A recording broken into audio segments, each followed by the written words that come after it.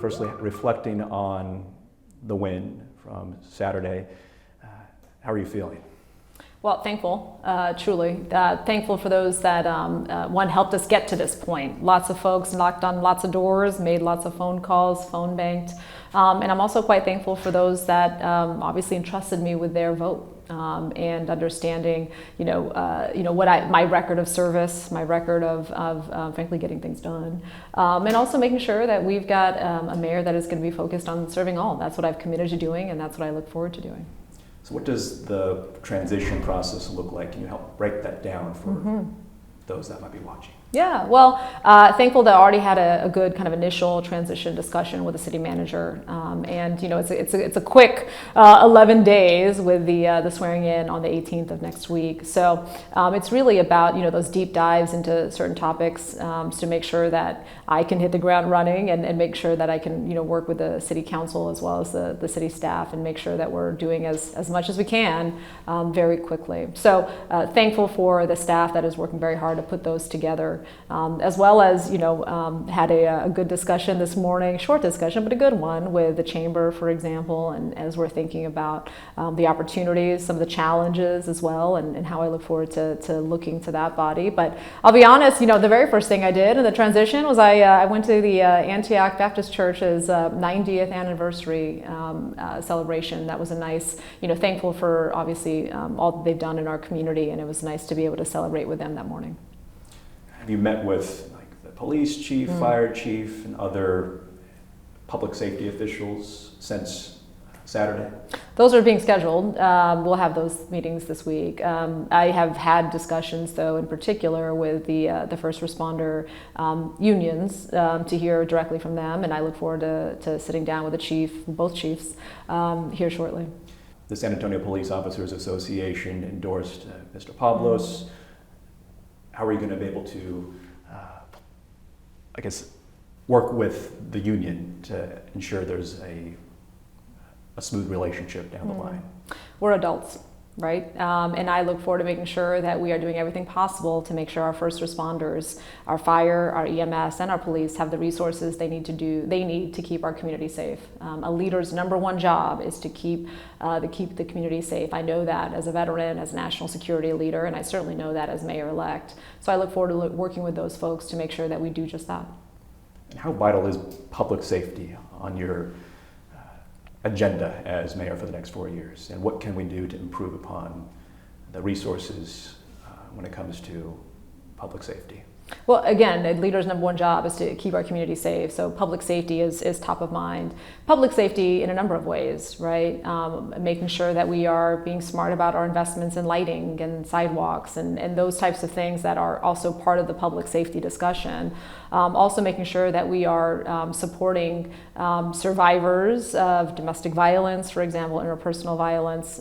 Those are all public safety under the umbrella of public safety. So I think it's important that we look at the data. We look at also the ways in which maybe certain communities are experiencing the public safety system differently than others. I was thankful that Chief McManus had the discussion with the LGBTQ community just a couple days ago.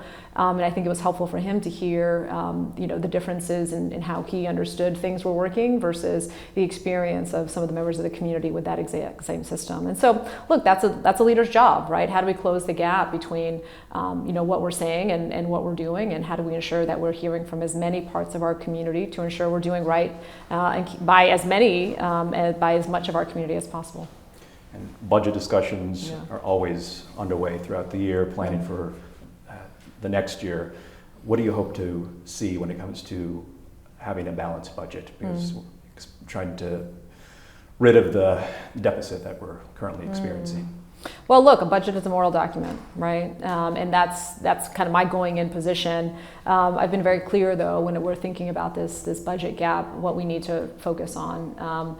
They're what I call no-fail missions, right? Those first responders that are keeping us safe, fire, EMS, and the police have to have the resources necessary to do their jobs, right? So we've got to fund those. Two, we've got to minimize any long-term impacts as a result of changes in the budget.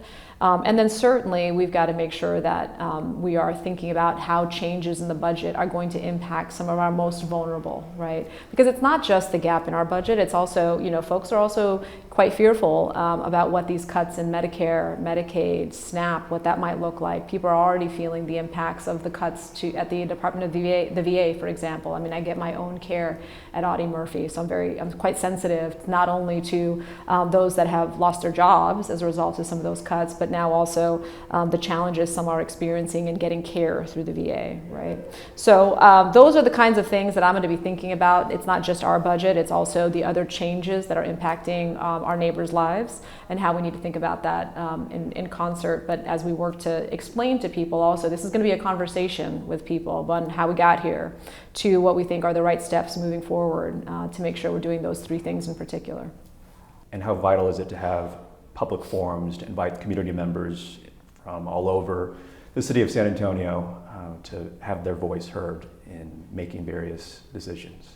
It's extremely important, and that's why not only around the budget, but I think continually having that feedback loop. So folks understand what's happening in their community and can certainly express their satisfaction, their dissatisfaction, but also their own thoughts on how things could be improved in our community and certainly in their immediate community.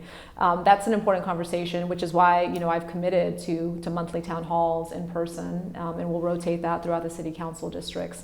I think that's an important opportunity to have a dialogue with our neighbors, and I look forward to doing that. When's the first town hall going to take place, potentially? We're scheduling that, yeah. We'll definitely let you know, though. Moving to Ready to Work, what needs to be done to improve the program, and how would you assess how it's been going so far? And one of Mayor Ron Nirenberg's and his staff's often mentioned achievements. Yeah, look, I'm thankful, for the vision that Mayor Nirenberg had at that time, and I think it's an excellent example of where our city's heart is in the right place, right? We had an opportunity there, certainly during COVID, with those federal resources, to do what we know needs to be done in our community, which is upskill folks, right? So they're employed to their greatest potential, and so they're contributing also economically as much as they can to our community. I think now with the data in terms of how well the program has been executed, I think it's clear there are some opportunities to improve upon that. And again, that doesn't take away in any way from the original vision and intent. It's just kind of like, this is where we are now, and how well is this performing in light of where we thought it would. I think there's an opportunity there. I think in particular, I think to better align what people are being trained to with the needs in our community. So for example, I visited the community healthcare professionals. They're a Ready to Work partner. And they train, they're not training the doctor or the nurse, but they are training everyone else in that medical clinic that's making it run, right? Admin, billing, med techs, right? We haven't AI'd our way out of drawing blood yet, so we still need these good folks, and those are good paying jobs that really set people up for success. And so it was important for me to go kind of see how this is working, but also for those Ready to Work participants, understanding that those folks are there with the help of a $7,000 Pell Grant, right? So there's the kind of the local impacts of helping people, putting them on a path, but also being cognizant of changes at the federal level. If that Pell Grant goes away, then this student, this family is going to be impacted pretty quickly, right? So we've got to, I think, walk and chew gum at the same time. How do we make this program as successful as possible? How do we also ensure that the resources from the federal level that are helping make that so remain to be the case? And if that's not the case, how are we going to adjust accordingly? Because I think, again, there's benefit in upskilling folks, and we now just need to make sure we're getting the most out of that program. And I imagine there'll be discussions on how to further fund Ready to Work. Absolutely. I think at the end of the day, I think those discussions are easier when the results are as strong as they can possibly be. And so that's why I'm very attuned to, when I look at the numbers and 25% of those folks are still not in an approved job, those folks being Ready to Work graduates, when they're still not in an approved job after 12 months, we can do a little bit better there, I think. And I think the new metric should be 90% of the folks are in an approved job within 90 days.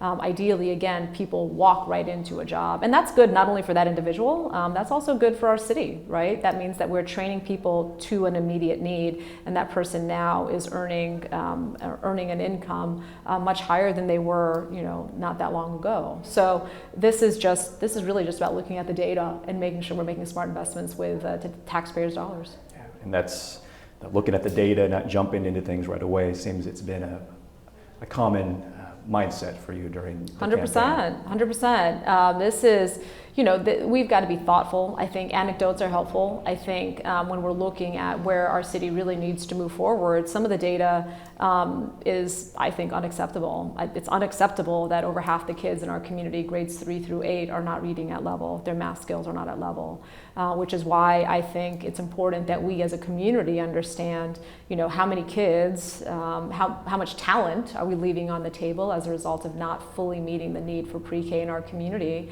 and then, show us the bill. What is if we wanted to meet that need, if we wanted to pay that bill, what is that bill?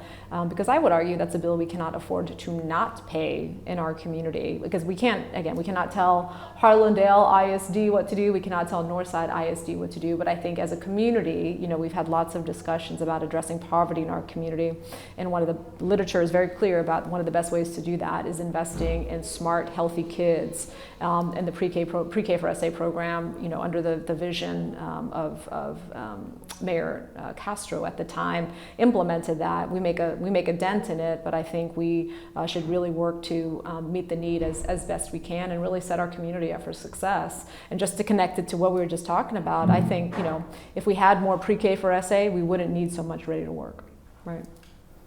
And the topic of poverty makes me think of the issue that was deemed a top issue among pollsters from the community when it comes to homelessness, and how the coalition of organizations, including the city, should address this ongoing issue.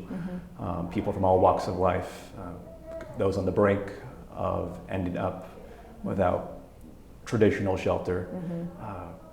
What needs to be done on that front? Yeah, this is, you're right. It's not only kind of what we know in terms of, the point in time survey that shows how many people are currently unhoused in our community, but there are many people that are, to your point, quite vulnerable and on the verge. And so when we are entering into a fiscal environment that is going to be even more challenging, I'm concerned, more challenging on top of the funding for some of these stakeholders, in particular nonprofits that help the city and county best address this. Their funding is also being impacted. So we're, I think, going to see, unfortunately, an increase in the unhoused in our community at the very time that those resources and those entities traditionally positioned to help them are going to have their own funding slashed.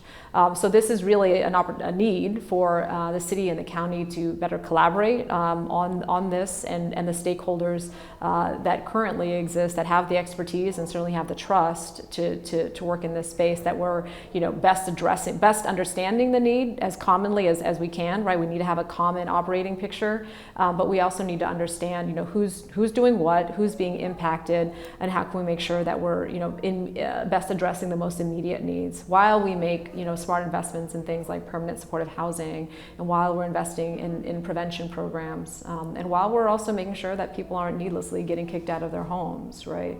We have to do all of those things at the same time, and I look forward to working with Judge Sakai and our community stakeholders to do that.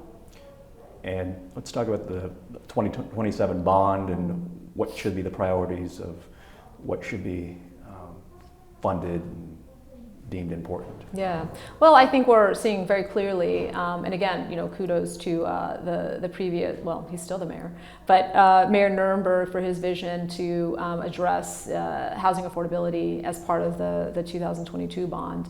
I think that's great. I think we have seen, though, that we need to be much more aggressive in how we address the shortage of housing that is affordable in our community. So I think the next bond will have to help us. That'll be a critical way in which we do that. So I look forward to convening the right stakeholders to make sure that the bond is as reflective of the need as possible. Yes, looking ahead to next Wednesday and joining others that have secured wins for City Council. What's that moment going to be like for you? As a 4-year term, first in the city of San Antonio. What's the vibe going to be, you feel like? What's the vibe? I think the vibe is going to be equally joyous. It's going to be, I think, those that were elected, I think also recognize the monumental trust that has been in place in us to move our city forward. And I look forward to working with each and every one of them, as well as working with, certainly the city manager and the city staff, to make sure we're doing as much as we can, as much good as we can for our city over those 4 years.